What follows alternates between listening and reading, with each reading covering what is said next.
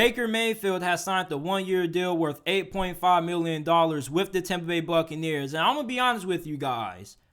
I don't really know how this is going to play out. I think that Baker Mayfield could either have a resurgence kind of season similar to what we saw out of Geno Smith with the Seattle Seahawks, because the Buccaneers roster isn't all that bad. As a matter of fact, it's pretty solid. Yeah, they do have some question marks and concerns at certain positions, but I think the offensive line should be a lot better this season compared to how they performed last year. They did deal with a good amount of injuries on that unit. At wide receiver, you're still going to have Chris Godwin and Mike Evans. At running back, I do have a lot of faith in Rachaad White, but if they bring another RB in there, I think that the run game could be a little bit better with better performance out of the offensive line. So from a talent standpoint, Baker Mayfield is going to be throwing to some pretty good receivers, and he is going to be receiving pretty good protection up front. Now, how good is the coaching going to be? I don't really know. I'm not a big fan of Todd Bowles. As a matter of fact, I don't really think that he's going to end up lasting past this year as the Buccaneers head coach. He cleaned house on the offensive staff right after the season ended. He got rid of all of Bruce Arians' guys. He brought in his guys. So we're going to see if his decision to clean house was for the better or for the worse. Now, when it comes to Baker Mayfield being able to beat out Kyle Trask, you probably have a lot of confidence in Baker Mayfield to end up being the starting quarterback come week 1 for the Bucs. But don't sleep on Kyle Trask, though. He was a second-round pick by the Buccaneers in the 2021 NFL Draft out of the University of Florida. He was a Heisman finalist. He doesn't really offer you anything from a mobility standpoint. This guy is your prototypical old-school traditional pocket passer, but he has a really good arm. He throws a pretty nice deep ball with pretty good touch. I saw a little bit of him in the preseason. Wasn't all that impressed, but you got to understand in the preseason, it's kind of hard to evaluate certain players. So it's going to come down to Baker Mayfield and Kyle Trask.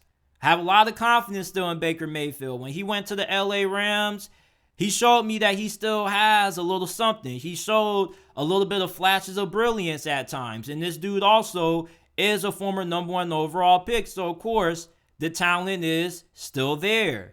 The question with Baker Mayfield is, can he be mature? Can he prove himself as a true locker room leader? Is he going to be better when it comes to taking care of the football? And then for Todd Bowles, is the coaching just going to be better this season compared to what it was last year? There's a lot of pressure that comes with coaching Tom Brady. There's certain things that you kind of aren't going to be able to do with Tom Brady there. So for Todd Bowles, maybe him not having Tom Brady at quarterback takes a little bit of stress off his shoulders.